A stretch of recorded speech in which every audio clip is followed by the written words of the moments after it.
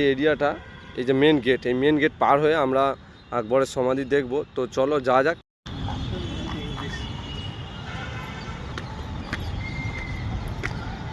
বন্ধুরা আমরা আস্তে আস্তে এগিয়ে চলেছি ভিতরের দিকে।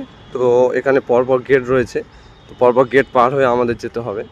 চলে এসেছি গেট পাড়িয়ে ভিতরে। তো এখানে দেখি কোথায় সমাধি রয়েছে আকবরের।